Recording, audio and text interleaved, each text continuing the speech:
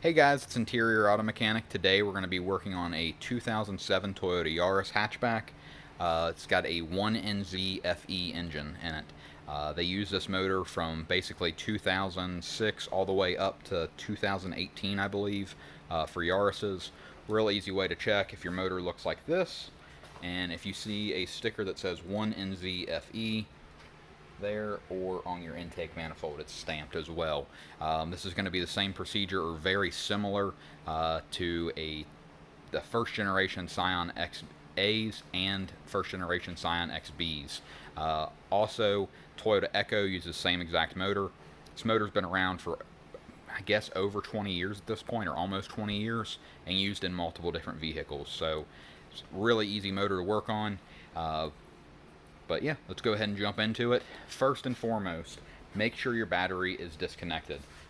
Disconnect your battery cables. This one I do not have disconnected just because this battery is dead as a doornail. I've got to get a new one put in it, but my battery's dead. But be sure, take your battery terminals off. You're going to need a 10 millimeter to loosen, at least on mine, the negative, and then there should be a 10 over here as well. These might be yeah, it's a 10 as well on this side as well.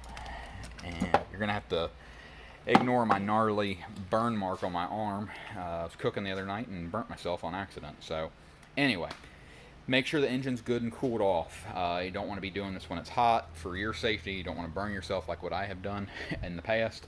But as far as tools will go, you're going to need a 1/4-inch ratchet right there. Decent size extension, nothing too long. Maybe I guess about a 3 to 4 inch extension. 10 millimeter socket, and then also this is a 3/8 ratchet with a decent length. I'd say probably 6 or 8 inch extension, and then this is a 5/8, considered a spark plug socket. It's got a rubber piece up inside of there that allows the spark plug to be able to stay in there when you're dropping it down into the engine, and also upon removal it should help remove it as well. But anyway, let's go ahead and jump into this. It's really straightforward. There's going to be 4 nuts that you need to remove. They're 10 millimeter. There's one here, one right over there, one right up here, and then one there. Once you get those removed, the engine cover will be free. You can take it off. I've already got mine just finger tight just because I knew that I would be filming this, so I'm trying to do this in real time. Lay these up here. It makes it easy to hopefully not lose any of the tool or any of the bolts or nuts that you've taken off. Then you can come down here. Everything should be good and freed up.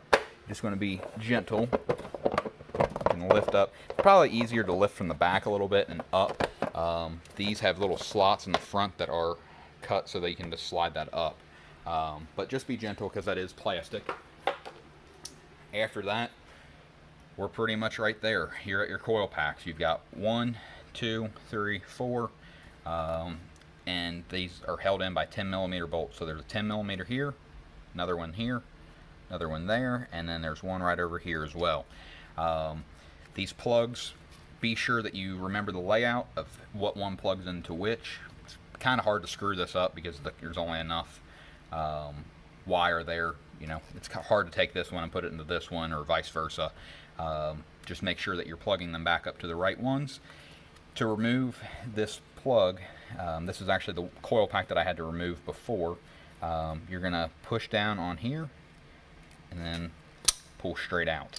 Now, I do recommend probably doing, like, taking the plug off before you try to take this bolt out, because it actually gives you something to kind of pull against. It's keeping that spark or the coil pack in its spot. Go ahead and take this one out. I don't need to replace the spark plugs. I had a coil pack that had went bad, and anyway, we replaced this one. I'm just going back through this and documenting it for you all. So there's your 10 millimeter bolt. Again, put that right up here.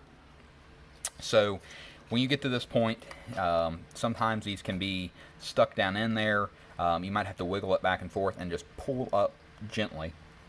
Don't want to break anything, or, you know, occasionally sometimes these boots will come off at the bottom and get stuck down in the spark plug, and that's not really fun to deal with. But there is your coil pack, or coil as some people call it.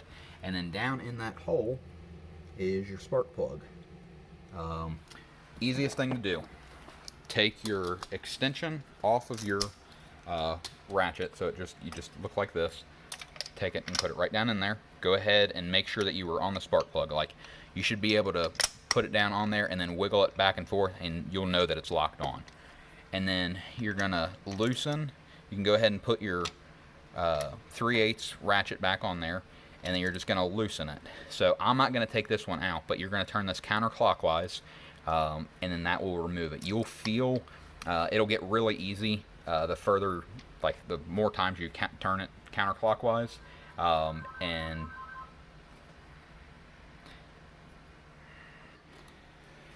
sorry about that, the phone was ringing. Anyway, so you're going to turn this counterclockwise, and it'll get really loose, and then you should be able to take and basically you'll pull this up. You might have to separate the ratchet from the extension, pull this up, and then you can get to the spark plug, which is right on the end here, and then you can just take it off.